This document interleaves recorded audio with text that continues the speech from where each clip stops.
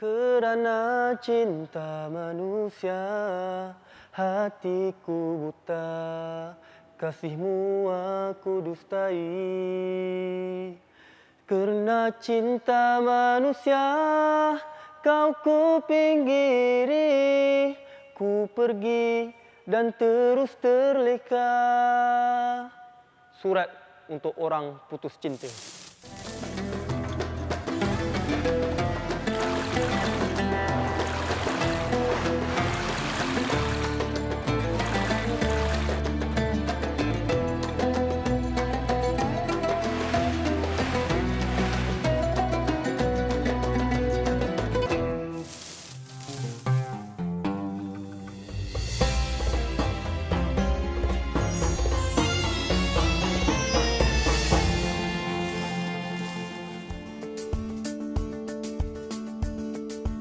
Assalamualaikum warahmatullahi wabarakatuh. Salam Ramadan. Bersama kita dalam rancangan Surat untuk Orang Putus Cinta Al-Kausar. InsyaAllah pada hari ini kita akan membahaskan satu tajuk, iaitu putus cinta, move on, jangan depres. Hari ini saya dapat banyak soalan dalam DM, Facebook dan sebagainya, yang mana ramai sangat orang yang putus cinta dan tak boleh nak move on. Ada satu hari tu, ada seorang lelaki nak sangat jumpa saya, dan bila saya jumpa dia, saya ingatkan ada masalah besar. Rupa-rupanya dia hanya bercerita tentang betapa dia tertekan, putus cinta sehingga dia kelar tangan dia berdarah. Saya nampak tu sangat menyeramkan. Kenapa boleh jadi macam ni? Wahai sahabat-sahabat sekalian yang sedang putus cinta, yang diuji dengan perasaan putus cinta, saya nak nasihat dan nak memesan pada diri saya dan anda semua beberapa perkara. Pertama, dalam hidup ini kita kena sentiasa belajar move on daripada kisah silam. Kerana apa? Kisah silam ibarat kita nak melihat side mirror ketika memandu kereta. Bila kita memandu kereta, kalau kita nak macu ke hadapan, kita kena tengok side mirror. Sekiranya kita tengok side mirror lama-lama sangat, kita boleh accident. Manakala kalau kita tak tengok side mirror pun kita boleh accident. So apa yang perlu kita buat? Kita kena memandu, kalau kita nak potong, tengok side mirror dulu, kalau dah selamat, baru maju ke hadapan. Begitulah kisah-kisah silam. Kadang-kadang dalam hidup ini, kita perlu melihat kisah silam kita untuk kita jadikan pengajaran, lalu kita terus maju ke hadapan. Tapi kalau kita tengok kisah silam kita lama-lama sangat, boleh rosak hidup kita. Sebab tu, nasihat pertama saya, move on lah daripada kisah silam. Walaupun kadang-kadang susah. Wahai sahabat-sahabat sekalian yang diuji dengan putus cinta, saya nak bagi tahu korang satu hakikat untuk memujuk hati korang semua yang sedang diulit perasaan sedih, resah dan gelisah akibat putus cinta. Sebenarnya, kalau kita muhasabah sama-sama, yang kita cinta tu sebenarnya apa? Kadang-kadang kita mencintai seseorang wanita ataupun kita mencintai seorang lelaki mungkin kerana kecantikan dia. Kalau dia tak cantik, mungkin kita tak suka. Ada orang dia suka seseorang adalah kerana sifat dia yang baik. Kebaikan dia membuatkan kita jatuh cinta pada dia. Kalau dia tak baik, boleh jadi kita tak suka. Ada orang mungkin dia suka seseorang sebab orang tu memahami dia, suka mendengar, suka tolong dia, suka memberi dan sebagainya, dan sifat-sifat tersebutlah yang membuatkan kita jatuh cinta kepada orang tersebut. Dan yang saya nak highlightkan, sebenarnya kalau kita nak tahu, segala sifat-sifat tu sebenarnya ada pada Allah Subhanahu Wa Taala. Bahkan Allah Maha kepada segala sifat tu. Kita suka yang cantik, Allah Maha cantik. Kita suka orang yang suka mendengar, Allah Maha mendengar. Kita suka orang yang selalu tolong kita, kita lupa Allah Maha memberi kita. Allah Maha cantik, Allah Maha mendengar, Allah Maha memahami, Allah Maha memberi rezeki. Sebenarnya yang kita cinta adalah sifat Allah SWT, tetapi kita telah dibutakan dengan cinta manusia sehingga kadang-kadang kita lalai daripada mengejar cinta Allah SWT. Sebab tu wahai sahabat-sahabatku, sebenarnya yang kita cinta dan kita dahagakan selama ni adalah sifat dan cinta Allah SWT. Kerana itulah bagi saya, dalam hidup ni, kalau kita nak mudah move on, tak nak mudah kecewa dalam hidup, ingin kuat dan tabah mengharungi segala ujian, bagi saya benda yang paling penting adalah mengenal Allah SWT dan meletakkan Allah nombor satu dalam hidup kita. Pada hari ini juga saya nak kongsi kepada korang semua insya-Allah, apakah tips nak move on. Pertama, dalam kita nak move on dalam putus cinta ni, sebenarnya kita kena tahu apa tujuan hidup kita. Ada orang memang dia hidup untuk nak dapat cinta orang yang dia cintai sahaja. Bila putus cinta, dia rasa seolah-olah dunia telah kiamat, dunia telah hilang segala-galanya. Sedangkan ada banyak lagi benda yang perlu kita kejar dalam dunia ni. Sebab itulah bagi saya, Kalau nak kuat dalam hidup, nak move on dari segala ujian, nak move on daripada putus cinta ni, kita kena tahu apakah tujuan hidup kita. Allah berfirman, "Wama khalaqtul jinna wal ins illa liya'budun." Dan tidaklah kami ciptakan jin dan manusia adalah untuk beribadah pada Allah. Wa idz qala rabbuka lil malaikati inni ja'ilun fil ardi khalifah. Yang mana Allah kata kami nak jadikan manusia sebagai khalifah di muka bumi. Kuntum khaira ummatin ukhrijat linnas ta'muruna bil ma'ruf wa tanhauna 'anil munkar. Sesungguhnya kami telah keluarkan kepada umat manusia umat yang terbaik. Macam mana nak jadi umat yang terbaik? Mengajak pada kebaikan, mencegah kemungkaran dan beriman pada Allah. Maknanya apa? Dalam 3 ayat Quran ni Allah menyatakan 3 tujuan hidup kita. Pertama, ibadah. Kedua, khalifah, memberi manfaat pada manusia sekeliling. Dan juga dakwah. Sebab tu dalam hidup kita, bila hidup kita akan ada tujuan, agenda hidup kita besar.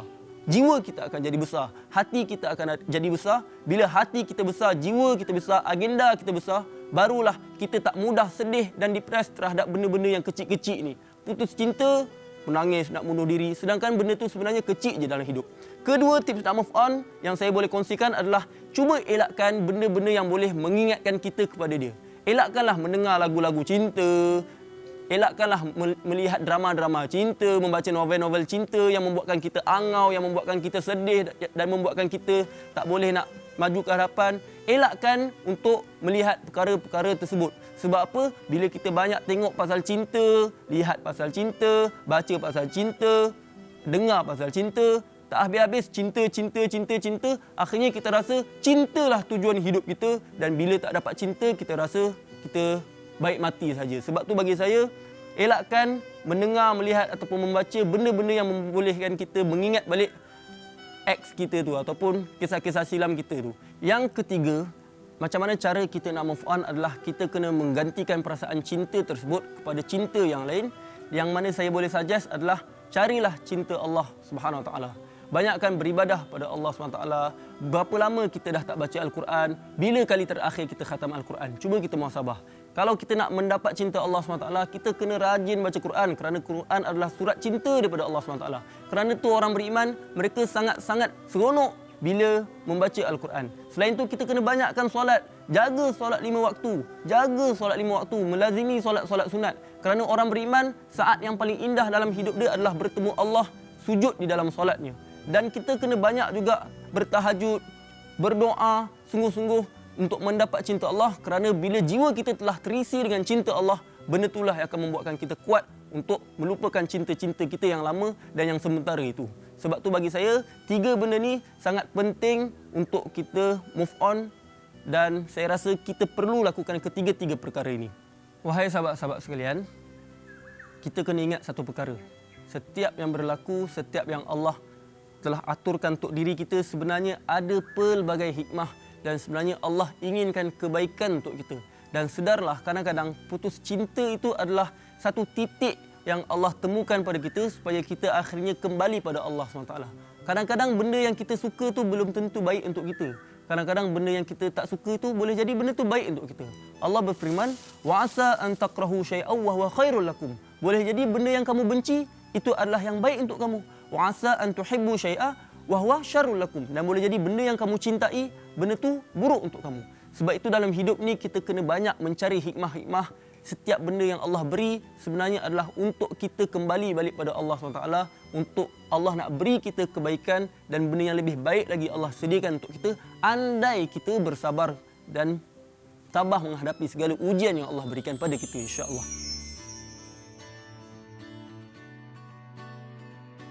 Wahai sahabat-sahabat sekalian, seperti mana yang saya kongsikan tadi, kadang-kadang Allah menarik satu perkara daripada kita, Allah uji satu perkara untuk kita kerana Allah ingin berikan yang lebih baik untuk kita selepas ini.